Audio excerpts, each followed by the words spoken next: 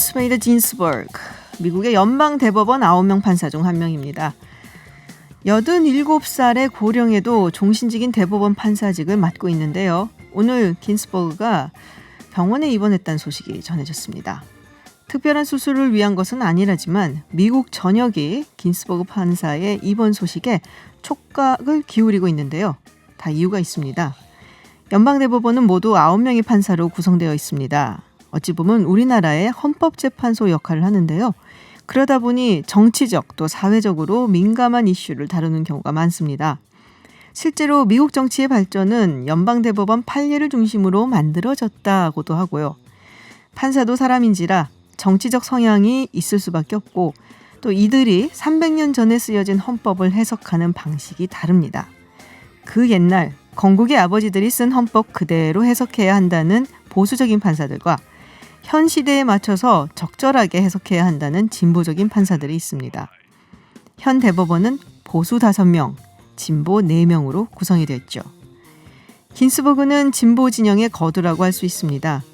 어떤 이유에서든 그녀가 판사직에서 내려오게 된다면 트럼프 대통령은 또 다른 보수적인 대법원 판사를 지명할 것이고 그 후의 대법원 판결은 보수적 방향으로 미국을 이끌 것이 자명하기 때문에 그녀의 건강 문제에 미국이 들썩이는 것이죠. 혹자는 그녀가 큰 인기를 얻었던 미국 드라마 하우스 오브 카드 시즌 2의 연방 대법원장의 모델이었다고도 합니다. 어쩌면 미국 사회의 방향에 키를 쥐고 있는지도 모르는 매일 1시간씩 건강을 위해 운동한다는 4번의 안투병에서 승리한 87살의 판사. 많은 미국 여성들의 롤모델이 되는 것도 당연한 것 같습니다. 코로나 이전의 세상으로는 돌아갈 수 없다. 전 세계를 휩쓴 코로나19가 우리 사회에 던진 메시지죠. 과연 코로나 사태가 종식된 이후에 사회는 어떻게 바뀔지 그리고 우리는 어떻게 대비해야 할지 각 분야 전문가와 함께 살펴보고 있습니다. 오늘은 빨라진 4차 산업혁명, 인류의 미래는? 이라는 주제로 최재붕 성균관대 기계공학부 교수와 함께합니다. 안녕하세요 교수님. 네, 안녕하세요. 반갑습니다. 네, 지금 코로나19 때문에 제가 아는 교수님들은 전부 다 온라인 강의 때문에 네. 찍고 있더라고요. 네. 네, 그래서 바쁘시더라고요. 예, 온라인 강의가 생각보다 네. 시간이 많이 걸립니다. 어. 보통 이제 강의장에서는 학생들하고 얘기도 하고 하면서 네네. 하니까 금방금방 이제 채워지는데 네. 60분 강의를 하면 한 20분 정도가 나옵니다. 아, 네. 그렇군요. 사례를 더 들어주고 뭐 이런 게 별로 없어가지고요. 네. 맞아요. 학생들 이렇게 질문하고 거기서 왔다 네, 갔다 네. 하면서 이제 잡아먹는 시간들도 좀 있고 그러면서 다른 얘기 이제 풍부하게 만들고 하는데 그렇죠. 이거는 계속 얘기를 해야 되는 거잖아요. 생각보다 바쁩니다. 그래서 바빠요? 네. 준비를 더 많이 하셔야 되는구나. 그렇죠. 네. 하여튼 힘들어들 하더라고요. 제가 아는 분들도. 익숙하지 않은 거라 당연한 일인지도 모르겠습니다. 교수님은 잘하실 것 같은데 좀 익숙하지 않으세요? 그래도 좀 나은 편이죠. 그게 좀 나은 편이에요. 네. 그럼 노하우도 좀 전수해 주시고 다른 네, 분들께. 네. 알겠습니다. 자, 뭐 워낙에 유명하세요. 포노 사피엔스. 네. 뭐 베스트셀러이기도 하고. 네. 네. 어떻게 그러다 보니까 그렇게 됐네. 아니 저런 말씀을. 네, 일단은 잘 모르시는 분들도 혹시나 계실까 해서 먼저 좀 여쭤봐야 될 것 같아요. 네. 네, 포노 사피엔스 어떤 의미신지. 원래 현대 인류를 호모 사피엔스라고 네네. 하죠. 그게 정식 학명인데 라틴어라서 호모가 인간 그리고 사피엔스는 슬기롭다는 뜻이고 이걸 합해서 이제 현대 인류를 그렇게 부르는데 이 호모 사피엔스 앞에 포노를 붙인 겁니다. 네네. 그래서 포노는 라틴어로 폰이에요. 스마트폰을 슬기롭게 쓰는 인류. 그래서 슬기롭게 과연 쓰고 있을까요? 그게 이제 고민인 거죠. 네. 슬기롭게 쓰는 인류라고 정해 넣긴 했는데 네네. 대부분은 이제 부작용이 심해서 사람들이 스마트폰은 좀 부작용이 심한 거다 그러는데 사실은 거기 엄청난 혁신성이 숨어 있죠. 네. 그걸 찾아내자라는 취지에서 제가 이제 새로운 인류 포노 사피엔스라고 정의를 하고 네. 신체 일부처럼 스마트폰을 잘 쓰는 인류. 그래서 디지털 문명을 새롭게 만든 인류라고 이렇게 칭하고 있습니다. 네. 그러니까 우리 모두가 이 스마트폰을 다 쓰고 있고 한데 좀 뭐랄까요? 긍정적인 이미지를 갖고 있는 사람들은 또 그렇게 많지는 않아요. 그렇죠. 예. 특히 아이들에 대해서 맞아요. 굉장히 안 좋게 뭐 얘기하기도 네. 하고 금지시키기도 하는데요. 사실은 생각해 보면 이번 코로나 사태 때에도 스마트폰의 도움을 받아서 소위 감염도 줄이고 내가 꼭 필요한 생존에 필요한 여러 가지 서비스들을 이 디지털 플랫폼을 기반으로 한 스마트폰 생활로 해결할 수 있었죠. 네. 그렇다 그러면 앞으로 더 많이 확산되지 않을까요? 아, 그렇군요. 네. 예를 들면 어떤 부분이 요번에 코로나19 사태에 기여를 했다고 보세요? 예를 들면 우리가 이제 어디 가야 되는데 거기 확진자도 있는지 체크하는 뭐 아하. 코로나 맵이라든가 맞아요. 코로나 알림이라든가 이런 것들이 더군다나 사실 정부가 개발해서 발표한 게 아니라 맞아요. 20대 대학생들이 네네. 직접 자기들이 2, 3일 만에 만들어서 대국민 서비스를 한 거죠. 음. 근데 우리가 잊고 있는 게 우리나라 국민의 95%가 스마트폰을 씁니다. 그런데 정부 표준은 이거죠. 보도 자료를 만들어서 발표하고 나면 이렇게 방송사에서 확진자는 어디 나왔습니다. 이미 다. 근데 이제 그 데이터를 보고 이 포노 사피엔스는 다르게 생각한 거예요. 이건 당연히 앱 네. 기반으로 사람들이 스마트폰으로 지도 찾아서 보듯이 그렇게 확인하도록 서비스를 해야 된다.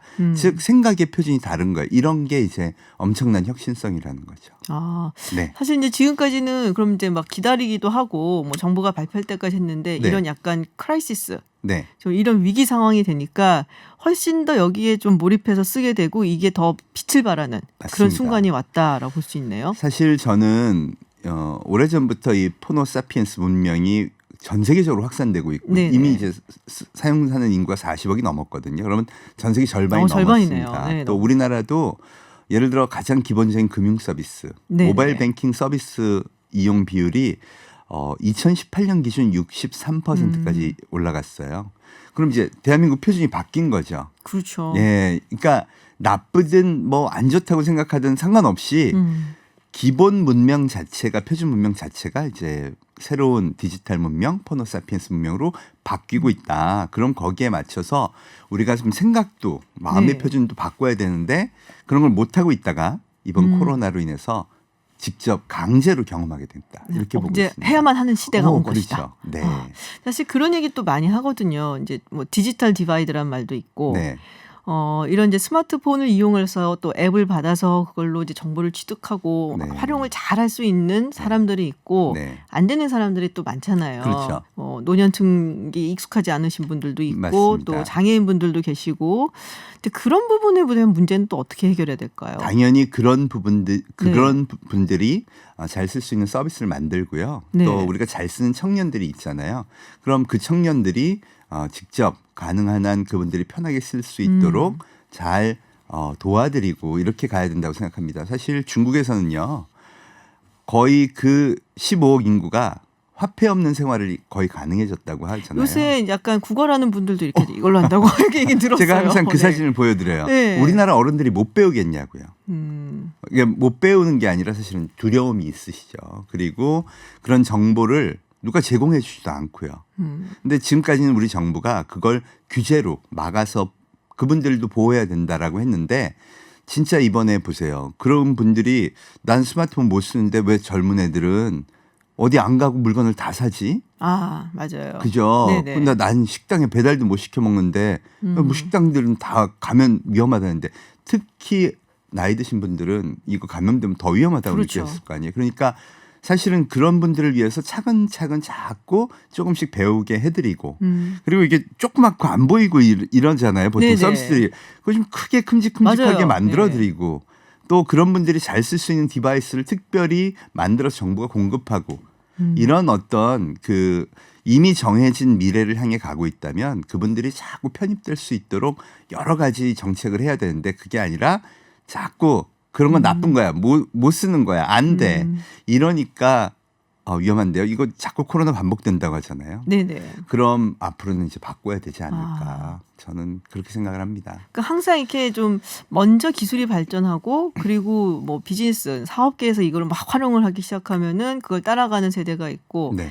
그리고 이제 정부가 사실 가장 늦게 간다고 얘기를 하거든요. 정치권이. 맞습니다. 네. 아무래도 이제 뭐 바꿔야 될 법령이나 이렇게 복잡하고 하다 보니까 가장 뒤처진다 하는데 이제 그렇다면은 뭐 우리뿐이 아니라 다른 나라도 정부가 이걸 좀 빨리빨리 그러니까 어답트하는 그렇죠. 그런 모습을 좀 보여야 된다라는 네. 생각이 좀 들기는 맞습니다. 하네요. 예.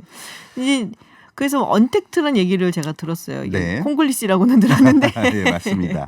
네. 이제 말씀하셨던 것처럼 이번에 이제 코로나 사태 때문에 굉장히 많아졌잖아요. 서로 간에 거리를 두고 네. 만나지 않고 네. 그리고 뭘 하더라도 항상 이걸 앱을 통해서 스마트폰을 통해서 그러니까 네. 교수님께서 지향이라기보다 이렇게 비전을 가지셨던 네. 이렇게 될 것이야라고 예상했던 사회가 생각보다 굉장히 빨리 왔어요. 맞습니다. 네, 어떻게 변할까요?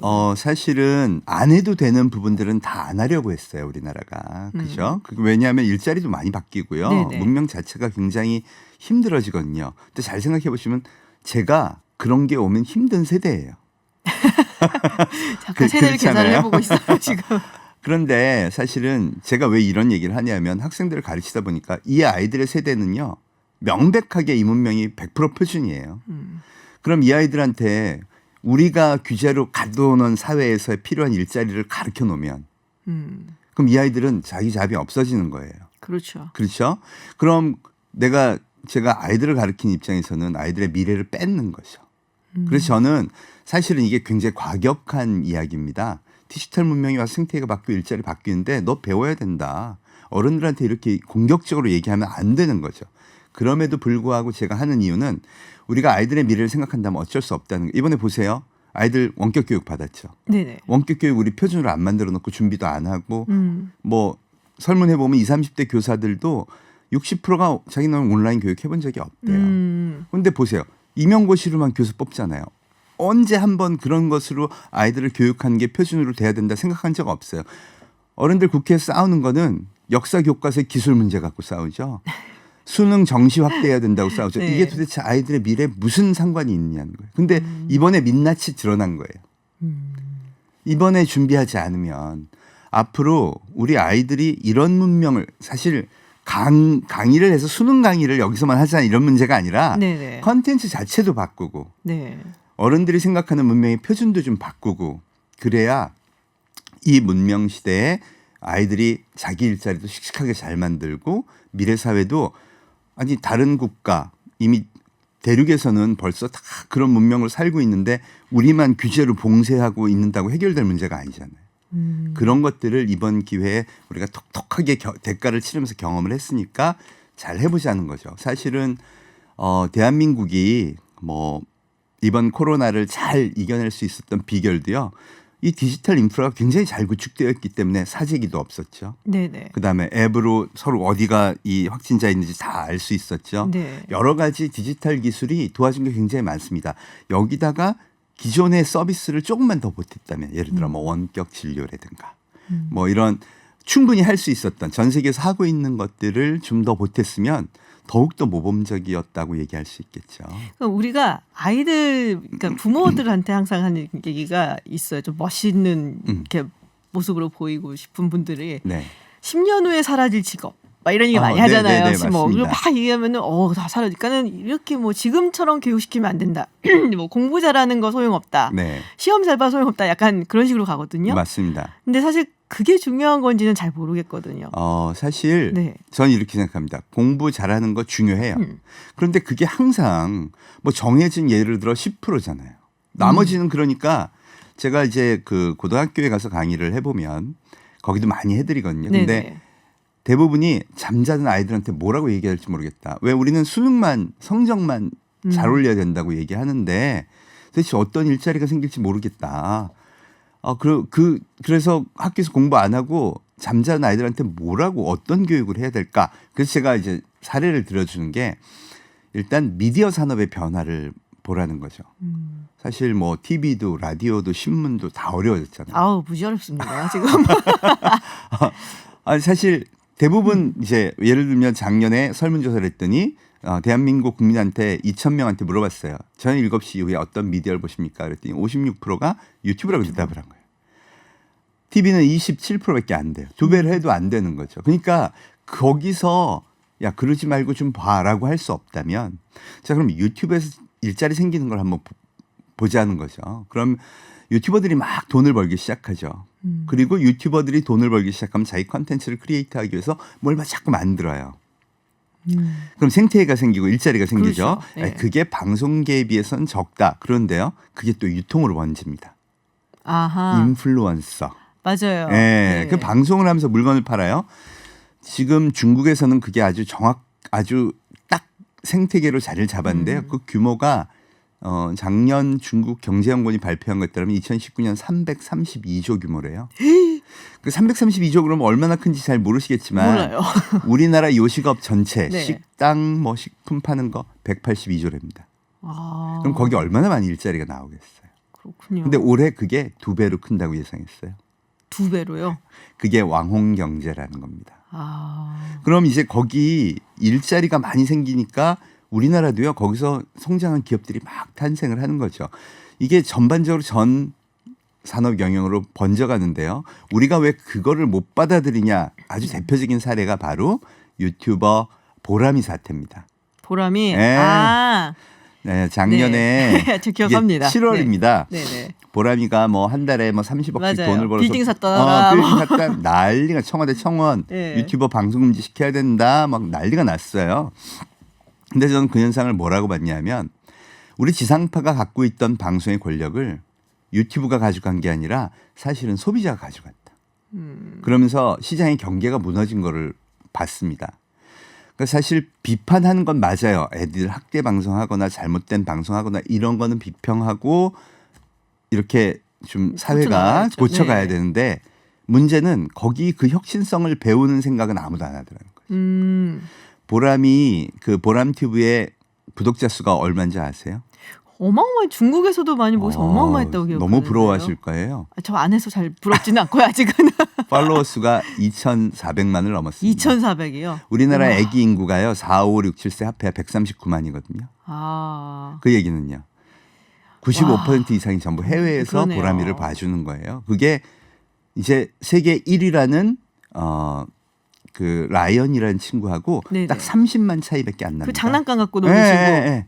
제가 그 그런 걸 알고 있죠. 그 친구가 303억을 작년에 벌었거든요. 이야. 그러니까 보람이가 한 200억 벌어도 아무 문제 없는 거예요. 더군다나 95%가 해외에서 봐서 얻은 수익이니까 보람이는 외화 획득의 역군이라고 할 수 있는 그러네요. 거죠. 오. 그럼 보람이가 그걸 잘해서 만들어서 전 세계 아이들을 끌어모은다면 우리나라에 세계 최강의 키즈 TV 플랫폼이 생기는 건데 그것도 함께 봐줬으면 좋겠다라는 생각을 했던 거죠.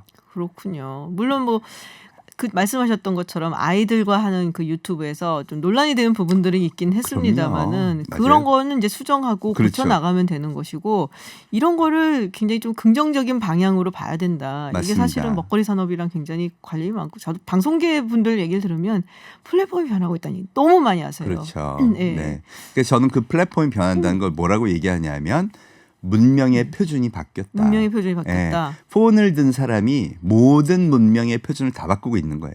아, 이 폰이 파워네요. 예, TV도 이걸로 보죠. 은행 문제도 이걸로 해결하죠. 그럼 은행도 잡이 달라지잖아요. 디지털 네네. 뱅킹이 대세가 되고 유튜브가 방송국의 권력을 50% 가져가고 이러면서 전체 일자리와 생태계가 다 바뀌는 현상이 일어나는데 그리고 그게 이미 정해진 미래라고 다들 예측하는데 우리 어른들이 너무 지나치게 거부하고 있지 않는가. 두려워서 그런 게 아닐까 싶어요. 그럼요. 그 두려움을 깨자는 네. 겁니다. 사실 제일 두려웠던 시대가 언제냐면요. 구한말에서 근대로 넘어가던 시절이죠. 결국 나라가 망했잖아요. 네. 근데 우리가 일본하고 다른 점은 일본은 딱 근대화를 받아들여 가지고 착 메이지 유신이라는 걸 해가지고 갑자기 아주 엄청난 국가가 네. 돼버렸고 우리는 상투 못 자른다고 울고불고 난리치고 유교의 문화를 어떻게 버리냐고 그러다가 사실은 망국의 길을 걸어버렸던 거죠. 네. 그러니까 두려움이라는 게 사실 그렇게 작동할 수 있다는 겁니다. 그래서 좀 저는 두려우니까 보호도 하고 규제도 하고 가야 되는 건 맞아요. 그런데 모두가 우리가 정해진 미래라면 좀 바꾸자라는 생각을 갖고 조금씩 차분차분 서로 챙겨가면서 바꾸자. 이런 따뜻한 마음으로 간다 그러면 이게 좋은 해결책이 분명히 있을 거라고 생각합니다. 왜냐하면 우리가 스마트폰 사용하는 문명이 굉장히 빠르고 사람들이 다 되게 잘하고 이 한 번만 익히고 나면 별로 어렵진 않죠. 아, 맞아요. 금방금방 하시거든요. 네. 그래서 그런 걸 하나 믿고 이렇게 쭉 좀 가져간다면 좀 많이 달라질 거라고 생각합니다. 제가 예전에 정말 예전에 네. 컴퓨터를 이제 막 정말 예전 얘기예요. 네. 이거는 몇십 년 전 얘기인데요. 배우기 시작을 하고 할 때 배우기 싫은 거예요. 그렇죠. 잘 모르겠고 저는 또 맞아. 문과생이거든요. 교수님. 또 배울 이유도 없고. 네. 근데 누군가가 저한테 그런 얘기를 했어요. 야, 너 그런 식으로 하면은 에스컬레이터 탈 그 앞에서 망설이는 할머니 모습처럼 될 수 맞아요. 있다라는 네. 얘기를 하는데 정신이 번쩍 드는 거예요. 네. 그래서 아, 그건 아니구나. 네. 그런 생각이 들어서 열심히 내 컴퓨터 프로그램을 배웠는데 지금 하나도 안 쓰고 있어서 까먹었는데 어쨌든 뭔가 이렇게 두려움이라는 것이 우리를 사실 막고 있는데 맞습니다. 이거를 어떻게 보면은 옆에서 도와줘서 또 이걸 넘어갈 수 있도록 네. 극복할 수 있도록 하는 것도 네. 사회에서 우리가 같이 해야 될 책임이 아닌가 그런 생각이 좀 맞습니다. 드네요. 저는 요새 그 참 이 코로나에 제일 피해를 보는 게 소상공인이나 네. 이런 디지털 문명에 익숙하지 않은 분들이에요. 예를 들면 시장에서 반찬 가게를 하세요. 네. 안 오실 거 아니에요. 맞아요. 근데 만약에 이분이 표준이 이런 거잖아요. 아, 반찬 가게를 내려면 시장의 몫을 보고 내 반찬 만드는 방법을 개발하고 거기다 잘 잘난 다음 동네 전단지 돌려가지고 판매하기 시작하면 되겠다. 이게 기존 표준이에요. 네네, 맞아요. 근데 만약에 이분이 디지털 스토어를 내야겠다. 아, 온라인 샵을 만들고요. 거기 반찬하고요. SNS 마케팅 하고요. 인플루언서를 데려다가 맛보게 하고요. 막 이런 것을 표준으로 했다 그러면 이번 코로나 때 누가 더 괜찮았을까요? 근데 그게 그렇게 어려운 일이 아니거든요. 사실 동네 다니면서 목 좋은 데 찾는 것도 전문가가 해야 되고요. 그렇죠. 그죠? 거기 인테리어도 전문가가 하는 거고 거기 들어가는 그 노력이나 그 돈이나 생각하면 이것도 그만큼만 노력하면 충분히 할 수 있는 건데 단지 우리가 생각의 표준이 다르다는 겁니다. 그래서 제가 요즘 정책하시는 분들한테 이런 얘기 많이 들어요. 그렇게 표준을 하고 소상공인을 돕는다고 생각하면 문제 해결책이 빠른데 그게 아니라 다른 데를 못하게 하느라고 하면서 거기에 보호한대요. 근데 이번에 겪어봤지만 또 오면 아무리 규제로 막아도 결국은 그렇죠. 가실 수가 없어요. 그러니까 오히려 그분들이 그런 것을 익숙하게 코로나가 또 와도 나는 배달로 디지털 마켓으로 먹고 살 수 있겠구나로 자꾸 끌어들이는 많은 사업들이 좀 진행이 돼야 맞다. 된다고 생각합니다. 제가 꼭 여쭤보고 싶었던 게 하나 있어요. 근데 네. 그게 이제 우리가 4차 산업혁명 이야기를 많이 하고 그러면서 이미 너무나 많은 곳에서는 그 뭐라고 해야죠? AI를 이용하고 또 네. 오토메이션이라고 이게 네. 자동화가 이루어지고 네. 있고 이게 이제 어쩔 수 없이 그 구조를 바꿀 수밖에 없거든요. 노동 구조를. 네. 이제 제가 이제 노동자분들께는 정말 죄송한 말씀이지만 이 산업화가 자꾸 이루어지고 그런 방향으로 가다 보면은 이분들이 갈 자리는 점점 사라질 수밖에 없잖아요. 네. 기업들은 네. 냉정한 거고 네. 이윤을 위해서 사실을 갈 수밖에 없고 그렇다면은 예전처럼 우리가 생각하던 이제 노동조합의 운동의 방식이라든지 이 노동자분들 이분들은 어떻게 해야 되는 것이 이건 지금까지 약간 개인에 대해서 좀 집중해서 얘기했다면 이제 좀 구조적인 문제 뭐 정책 네. 결정자라든지 뭐 기업에서 어떤 식으로 해야 되는 이런 부분을 좀 이야기를 해주세요. 1차 산업혁명 때 원래 러다이트 운동이라고 있었죠. 네. 그래서 많은 사람들이 실직을 하게 된다. 그래서 산업혁명을 방해했는데 결국은 넘어갔고 인구는 폭발했고 또 일자리는 계속 크게 늘어났고 2차 산업혁명이 대량 이제 생산입니다. 전기가 들어와서 결국 기계가 사람의 일자리를 뺏는다 그랬죠. 근데 네. 또 인구는 폭발했고 일자리 늘어났고요. 3차가 정보혁명입니다. 똑같은 게 이제 대두가 됐죠. 아니 디지털로 다 해버리면 일자리는 누가 하느냐 뭐 이런 문제였는데 결국 일자리가 늘었고요. 동시에 어떤 변화가 있었냐면 일하는 시간이 많이 줄었죠. 그러니까 노동의 시간이 많이 줄었고요. 지금 보면 우리 주 5일 근무하고 이제 52시간 근무해도 충분히 커버가 된다. 이렇게 보고 있다는 겁니다. 저는 어떻게 생각하냐면 앞으로 일자리는 더 다양하게 늘 거예요. 다양한 생태계가 지금 형성되고 있으니까 특히 사람과 사람 사이에 이 디지털로 인해서 좀 매끄럽지 못해진 부분, 사람들을 케어해 주는 부분, 뭐 어떤 그 컨택해서 일어난 서비스 부분 일하는 방식은 디지털로 돌아갈지라도 실제 그렇게 사람들이 개입해야 되는 일자리는 계속 또 늘어날 거고요. 대신 일하는 시간이 줄어들고 보수는 좀 올라가고. 이게 1, 2, 3차 산업혁명에서 봐왔던 현상들이거든요. 그러니까 사라지는 일자리가 있겠지만 생겨나는 일자리가 또 있는데 맞습니다. 그러면은 이 사라지는 일자리에 계시던 분들을 생겨나는 곳으로 이렇게 옮기는 그 작업을 어떻게 진행을 해야 될까요? 그래서 제가 그런 것에 그 뉴딜 요새 뭐 경기가 어렵다니까 뉴딜 얘기가 많이 네, 나오죠.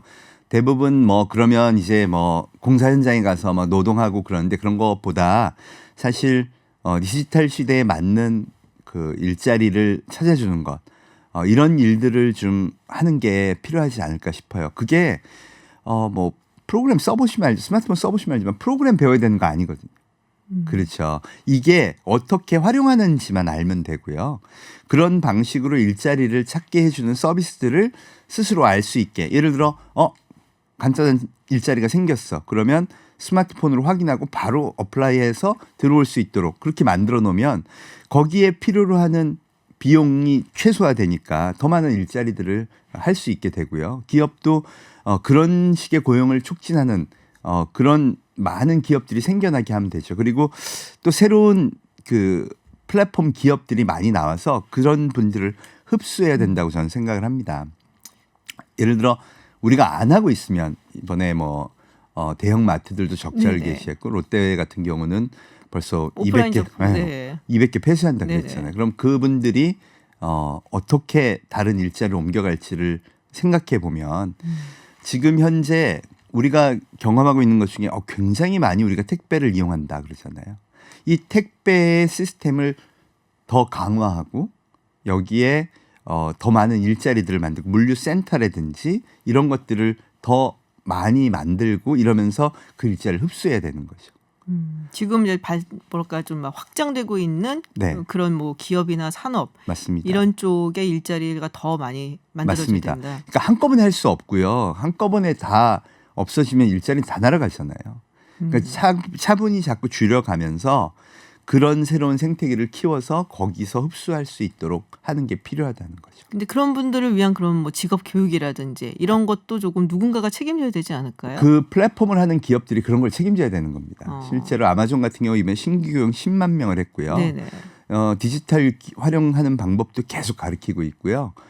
그리고 그러면서 이제 분석을 해서 가장 힘이 안 들게 이런 일들 할 수 있도록 로봇도 도입하고 허드렛 일 하는 것들은 전부 다 이제 그 네. 자동화시켜서 처리하는 이런 일들을 계속하고 있죠.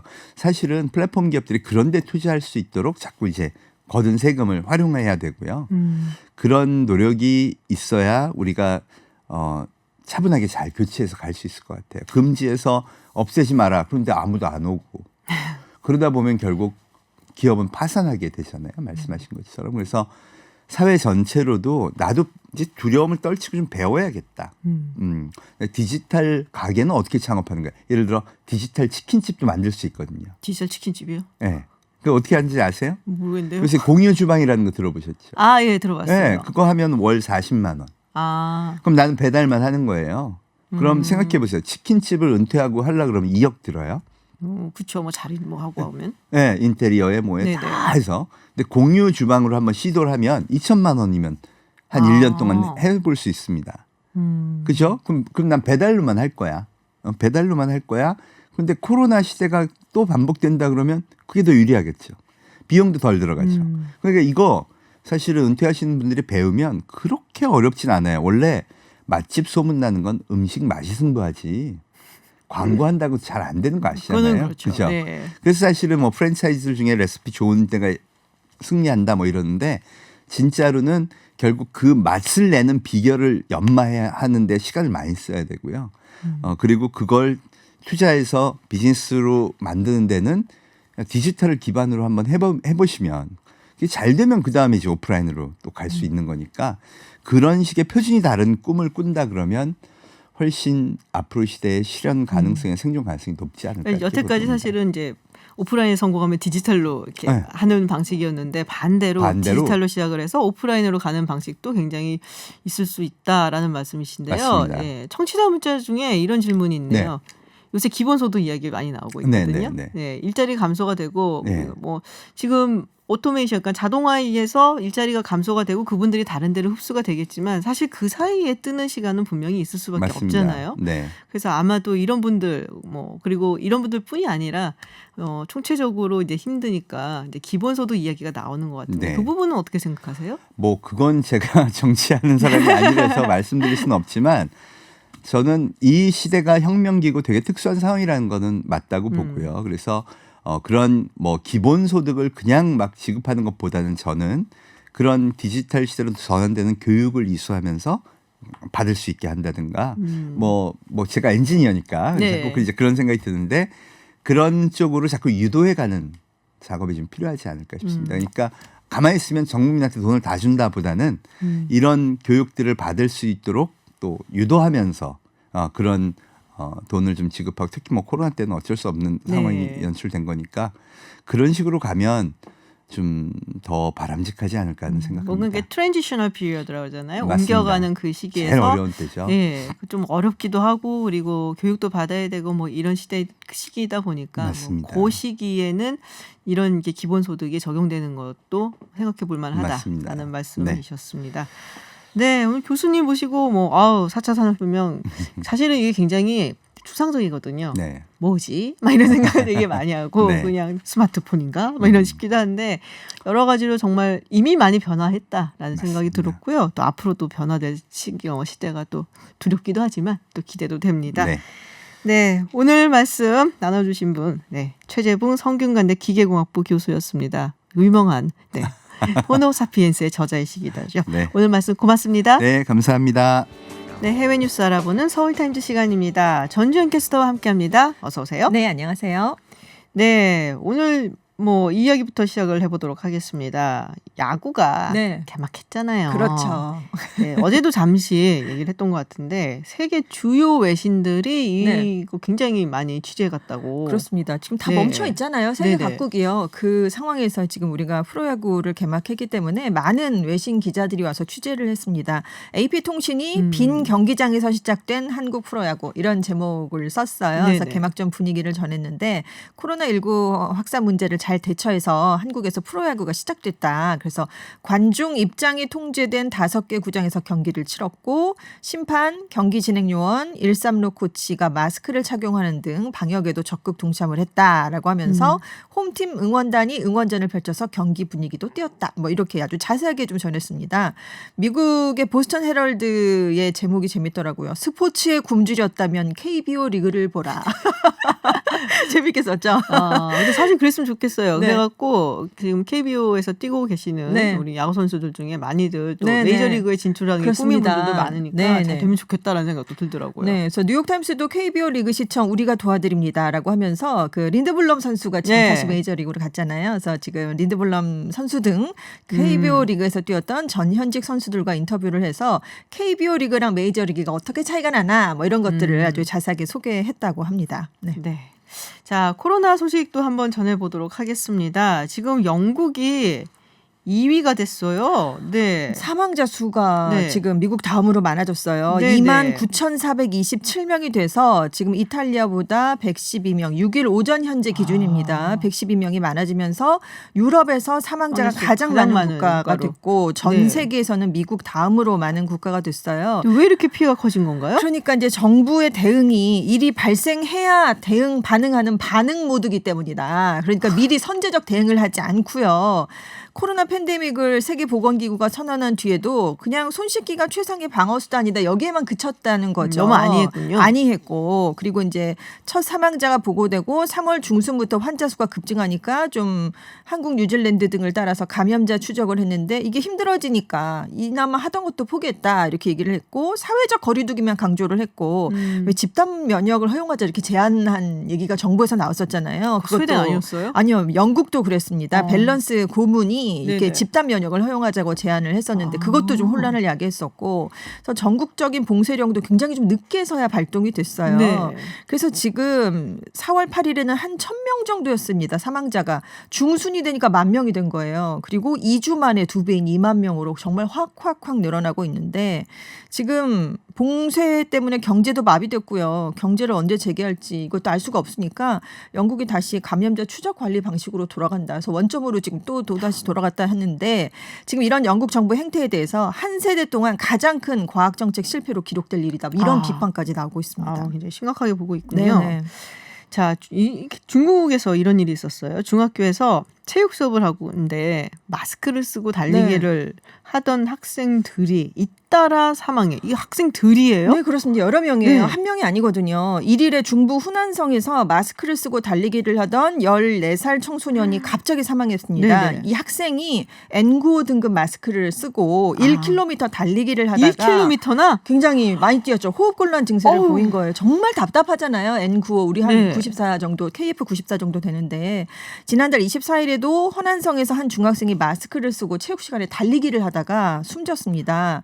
그래서 이제 학교에서는 코로나 예방을 위해서 마스크를 써라 이렇게 규칙이 돼 있죠. 우리도 네. 이제 등교를 하면 마스크를 쓰라고 근데 권고하고 있잖아요. 야외잖아요. 체육이 달리기 그렇습니다. 하고. 그래서 논란이 일고 있는 게 체육 시간에도 쓰라고 하는 건 좀 불필요할 뿐만 아니라 위험하다 이런 비판들이 굉장히 커지고 있어요. 그래서 지금 학생들의 신체 상태를 좀 고려해야 되는 게 아니냐. 그리고 전문가는 뭐 다른 질병이 사고를 낳았을 수도 있다라고 하지만 위험도가 낮은 지역의 학교들은 운동장 같은 열린 공간에서 야외 수업을 할 때는 굳이 마스크를 쓸 필요가 없다 이렇게 얘기를 하고 있습니다. 그러니까 더군다나 1km를 그걸 어떻게 굉장한- 마스크를 쓰고 그렇죠. 그냥 아. 마스크 없이 달려도 호흡이 가빠지게 마련인데요. 맞아요. 그냥 없이 달려도 힘든데 1km는. 그렇습니다. 아우 좀 안타깝네요. 학생들이 죽었다고 하니까. 다만 마스크 때문에 죽은 건 아니다. 이렇게 전문가들의 입장은 그래서 그래요. 뭐 여러 가지 네네, 이유들이 그렇습니다. 있겠지만 네네. 그거 하나뿐은 아니지만 아무튼 이것도 네. 하나 영향을 미쳤을 수 있다라는 얘기가 나오니까요. 네, 이거 좀 알겠습니다. 유의를 해야 될 것 같습니다. 자 이건 또 뭔가요?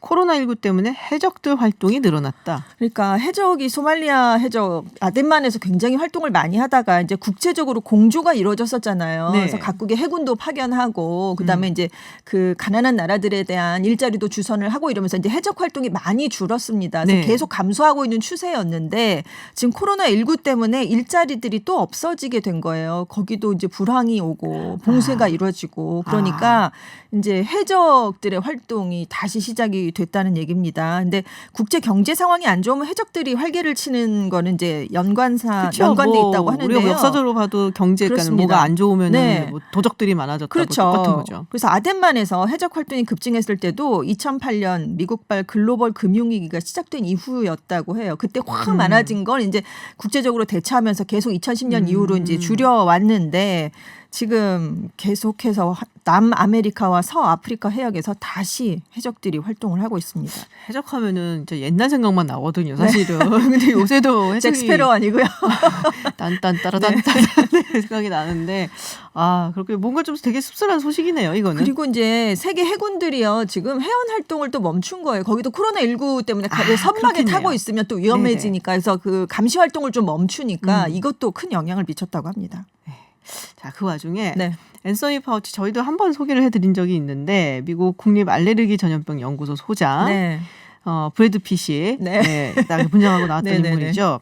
그 코로나19 우한 연구소 유래서 이게 뭐 트럼프 대통령도 얘기를 했었고 또 폼페이오 장관도 약간 네. 뒷받침하는 말을 했는데 그렇습니다. 이거 선을 그었던 얘기가 있어요? 코로나19가 중국 연구소에서 만들어졌다는 과학적 증거는 없다. 이렇게 입장을. 보고서 발표한다면서요, 네. 트럼프 대통령. 그러니까요. 그래서 박쥐 안에 있는 바이러스의 진화 과정과 현재의 코로나19 바이러스를 살펴볼 때 과학적 증거들은 코로나19가 인공적으로나 의도적으로 조작됐을 리가 없다는 걸 강하게 시사한다. 이렇게 얘기를 했습니다. 그래서 시간에 따른 단계적 진화 과정과 관련된 모든 요소가 이 바이러스가 자연적으로 진화를 한 뒤에 다른 종으로 옮겨갔다는 걸 말해준다. 이렇게 얘기를 했습니다. 그래서 파우치 소장은 동물에게서 처음으로 발생을 했고 그 후에 인간에게 전파됐을 가능성이 크다. 이렇게 얘기를 했습니다. 그래서 그 기자들이 또 밖에서 발견한 바이러스를 연구소로 들여왔다가 이 바이러스가 다시 유출될 가능성은 없나요? 라고 또 질문을 해본 네네. 거예요. 그랬더니 결국 바이러스가 자연에서 유래했다는 뜻 아닙니까? 이렇게 답을 했다고 합니다. 그러니까 자연에서 온 거라는 거죠. 자연에서 온 걸 연구소로 옮겼다가 그게 연구소에서 다시 나갔다고 해도 그래도 자연에서 온 그래도 거다. 자연에서 처음에 발원한 것이기 때문에 우한 연구소 기원 발은 말이 되지 않는다. 이렇게 좀 예둘러서 얘기를 했습니다. 그렇군요. 네. 자, 요거 마지막 소식 한번 전해주시죠. 이게 뭔가요? 도대체 트럼프 대통령이 그 유엔을 통해서 국제 조약을 맺는 대신에 네. 자기 마음에 드는 몇몇 나라들하고 협약을 체결해서 달에서 광물을 채취할 수 있는 그 법적인 네. 그 규제를 만드는 중이다. 이게 이게 우주에서 그러니까, 갖고 오는 거를? 네, 달에서 이제 무슨 프로젝트를 하나 한다는 네. 건데요. 그러니까 캐나다, 일본, 유럽 국가, 아랍에미리트 같은 네네. 자기 미국이랑 좀 마음이 맞는 파트너 국가들과만 함께 하겠다는 겁니다. 네. 러시아는 이제 첩보 위성 문제가 있으니까 네, 맞아요. 예, 같이 할 수가 없다. 이제 아. 이런 얘기인데 달 기지 주변에 경쟁국이나 다른 기업으로부터 피해나 방해를 받지 않는 안전지대를 설치하는 거래요. 네. 그래서 기업들이 채굴한 광물에 대해서 국제법적으로 소유권을 보호하는 그런 내용의 협약을 추진하고 있다고 하는데 문제는 미국도 국제조약 당사국으로 참여했던 외기권 우주조약이라는 게 있습니다. 그런데 이제 달이나 천체는 어떤 국가의 전유 대상이 될 수 없다라고 네네. 규정하고 있는데 여기에 미국도 서명을 해놓고 지금 그러고는 이런 왜 걸 딴 추진을 한다는 모르는 거죠. 거 아닐까요? 이게 그리고 있다는 거? 사실 이제 민간 기업이 우주 개발에 가서 뭐 광물을 뭐 채취를 한다고 해서 네. 그게 그럼 그 기업의 소유가 되느냐. 근데 국제사회에서 이걸 허용하는 법은 현재 없거든요. 그렇기 때문에 미국이 자기랑 마음에 맞는 국가들과 가서 뭘 한다고 해도 이게 국제법적으로는 가능하지 않은데 만약에 가능하게 하려면 뭐 유엔 같은 국제 조약을 네네. 통해서 해야 되는데 그게 아니라 끼리끼리 하겠다는 거니까요. 이게 지금 문제가 될 수밖에 없다. 지금 밖에 국제법 박사가 네네. 기다리고 계세요. 한번 네. 물어봐야겠어요, 네. 이거. 그러니까요. 달 얘기를 딱 얘기를 한 거 보면 사실 요새 달 가려는 이제 국가는 하나밖에 없거든요. 중국이죠. 중국이죠. 네. 이미 이제 달 뒷면에 착륙을 네. 했으니까요. 네. 그러니까 아마 중국 얘기를 한 것이 아닌가라는 뭐 느낌적 중국의- 느낌이 들기는 네. 합니다만은. 그렇습니다. 알겠습니다. 네, 해외 뉴스 알아보는 서울타임즈 여기서 마치겠습니다. 오늘 고맙습니다. 네, 감사합니다. 네, 월드 클래스 시간입니다. 중국이 영유권 분쟁을 빚고 있는 남중국해 한 번쯤 다들 들어보셨을 것 같은데요. 최근 남중국해 80곳에 중국식 이름을 붙이고 행정기관을 설치를 했다라고 합니다. 뭐 필리핀이라든지 주변 국가에서 당연히 거세게 반발을 했다는데요. 남중국해 왜 이렇게 중국이 호시탐탐 노리는지 그 내막을 좀 알아보려고 합니다. 이기범 아산정책연구원 국제법센터장과 이야기 나눠보겠습니다. 어서 오세요. 예, 안녕하세요. 얘기를 잘 안 하시려고 했는데 예. 방금 마지막에 했었던 그 트럼프 대통령이 유엔을 통한 국제 조약을 맺는 대신에 마음에 맞는 몇몇 나라들과 협약을 체결해서 달에서 광물을 채취할 수 있는 법적인 부분을 준비를 한다. 예. 네, 너무 복잡해서 다 예. 설명하려면 길다라고 하셨어요. 예. 아주 짧게. 가능합니다. 가능하다. 예, 왜 그러냐면은 지금 달 조약이라고 있어요. 달 조약. 예. 달 조약에 의하면은 네. 이게 우리가 보통 이제 그걸 줄여서 달 조약이라고 네네. 하는데 거기에 의하면은 그 달은 인류의 공동 유산이에요. 네네. 예. 그런데 문제는 그 조약이 인기가 없어요. 그러니까 만약에 트럼프 대통령이 뭐 주도를 해가지고 인기 있는 조약을 만들어내서 거기에 뭐 이제 100개국 이상이 가입을 한다라던가 뭐 러시아를 배제한다 할지라도요. 예, 뭐 그렇다면은 뭐 가능할 수도 있습니다. 그게 불가능한 얘기는 불가능한 얘기는 아니다. 예, 결국 조약 간에 누가 인기 있는 조약이 될 것이냐 이런 문제가 될 수는 있습니다. 그러니까 원래 있는 달 조약을 대체할 만한 새로운 조약을 트럼프 대통령이 뭐 이렇게 예, 뭐 된다. 주도해가지고 인기 있는 조약을 만들면 됩니다. 근데 실제 달에 갈 수 있는 나라가 몇 개냐, 그 다음에 거기서 개발을 할 수 있는 기업이 몇 개냐의 문제겠죠. 그렇죠. 사실 달에 갈 수 있는 나라가 몇 개 없죠. 예, 네. 그런 문제가 있습니다. 그렇군요. 알겠습니다. 그러면 오늘 이제 주제로 정한 남중국해 이야기 좀 해볼게요. 몰랐는데요, 저도 남중국해 80곳에 중국식 이름을 붙였다? 이제 코로나19 사태 다 중에 붙이고 있죠, 사실. 지금 이런 일이 벌어지고 있는데요. 그러니까요. 지난 4월에 뭐 한 달도 안 됐죠. 심지어 4월이었어요. 예, 뭐 한 보름 정도 됐나요? 네네. 이렇게 남중국해에 무슨 섬이라든가 이제 암석이죠. 네네. 예, 우리가 생각하는 그런 큰 섬은 아니고 암석이라든가 아니면 우리가 해저에도 산맥이 있어요. 해저에 산맥이 있어요. 예, 해저에 산맥이 있고 뭐 여러 가지 지형들이 있거든요. 네. 그래서 이 지형들 80군데다가 이름을 지었다는 얘기인데 그중에 25개는 우리가 생각하는 뭐 암석, 암초고요. 네네. 나머지 55개는 해저 지형들입니다. 안 보이는 애들. 예, 그런데도 이렇게 이름을 지었습니다. 그게 더 무서운데요, 왠지. 그렇죠. 지금 그 남중국해의 여러 지형들, 해저까지도 지금 중국의 이름을 갖다 지금 붙여놓겠다라는 이런 이야기가 되는 거죠. 그렇군요. 자, 왜 이렇게 하는지 궁금해하시는 분들이 많을 것 같아요. 남중국해에 왜 이렇게 집착을 하나, 중국은? 그 남중국해가요. 중국에서는 남중국해를 남해라고 부릅니다. 남해. 예, 중국 입장에서는 남중국해가 우리 중국의 이제 지도를 갖다 생각해 보면은 네네. 남해가 되는데 중국이 굉장히 큰 나라인데 사실 바다가 별로 없어요. 그렇죠. 중국이 생각하는 이 남중국해하고 그 다음에 우리 이제 서해 쪽으로 네네네. 나오는 아니면 대만 쪽으로 나가는 이렇게 바다가 별로 없는 국가예요. 대만은 좀 거시기 하잖아요. 그렇죠. 그러다 보니까 이 남중국해를 절대로 포기할 수 없다라는 게 사실 남중국해를 포기하면 중국은 사실상의 내륙국이나 다름이 없습니다. 예, 그렇기 그렇죠. 때문에 이제 포기할 수 없는 거죠. 그러니까 물길이 이제 가만 보면은 우리가 항상 얘기하는 지정학 얘기할 때 나오는 그 말라카 해협도 있고 거기를 통과하는 물길도 너무너무 많고 그렇죠. 거기를 통과해야지 저쪽 뭐라고 해야 되나요? 뭐 아라비아 반도라든지 유럽이 다 이어지는 거잖아요. 그렇죠. 예. 네, 거기를 만약에 막게 되면은 사실 중국은 그냥 내륙 국가가 되어버리는. 예, 그렇습니다. 그렇기 때문에 중국 입장에선 남중국해를 이제 포기할 수가 없는 거죠. 그렇군요. 근데 행정구역 이름들이 뭐 제가 이제 중국어를 배우질 않아서. 네. 저도 중국어는 잘 모르는데 네네. 행정구역 이름이 무슨 산사시? 예, 이게 이제 우리말로 그냥 우리 한자대로 읽으면은 삼사시입니다. 삼사시. 예, 우리가 시, 뭐 구 아니면 그 이제 중국에 뭐 이제 성도 있잖아요. 네, 맞아요. 예. 그래서 여긴 하이난 성인데요. 네네. 그 우리 뭐 이번에 이제 많이 이제 이름 나왔던 후베이 성도 있을 네네. 것이고 광둥 성도 있을 것이고 근데 이제 하이난 성, 삼사시 그다음에 이제 구가 나오는 거죠. 아. 예, 구가 나와야 돼서 무슨 시사구인데 이것도 이제 서사구. 서사구. 예, 그다음 난사구는 남사구 이렇게 생각하면 뭐 됩니다. 특별한 의미가 있나요? 예, 있습니다. 아, 있어요? 이게 남중국해가 굉장히 큰 바다인데 네. 문제는 남중국해에서 제일 큰 섬도 독도의 3배밖에 안 되지 않습니다. 그러니까 남중국해는 사람이 살 수 있는 섬이 없다고 해도 과언이 아닙니다. 그래서 섬으로 예, 해주잖아요. 예. 네. 그래서 이제 남중국해에는 실제 우리가 생각하는 큰 섬이 없는데 이런 식으로 시, 구를 갖다가 만들었다는 거예요. 그래서 삼사시라는 것은 2012년에 인공적으로 만들었습니다. 무슨 아하. 인공섬이란 얘기는 아니고요. 거기에 이제 우디 아일랜드라는 섬이 있어요. 중국어로는 이제 한자를 쓰면 영흥도입니다. 네네. 영흥도에다가 그냥 시를 만든 거예요. 뭐 아. 사람이 아주 많이 살진 않아요. 네네. 그냥 인공적인 도시를 만들고 그 다음에 이번에 구를 갖다 했는데 서사구하고 이제 남사구인데 이 남사라는 곳은 남사군도를 말하는 거고요. 아. 예, 서사는 서사군도를 말합니다. 근데 이제 서사군도라는 데가 이제 베트남하고의 네네. 영유권 분쟁이 있습니다. 네네. 사실은 베트남한테 그 1974년에 강제로 뺏은 곳입니다. 네. 여기에 실제 살고 있는 인구가 뭐 1,800명 정도라고 해요. 근데 이 중에는 뭐 이제 군인들도 있을 것 같고요. 그렇죠. 뭐 저도 이제 정확히 세보진 않았습니다만은 그 1,800명 정도로 이제 구를 만들었고 남사구는 더 심한 거죠. 왜냐하면 암석이에요. 암석 위에 구청을 만들었다.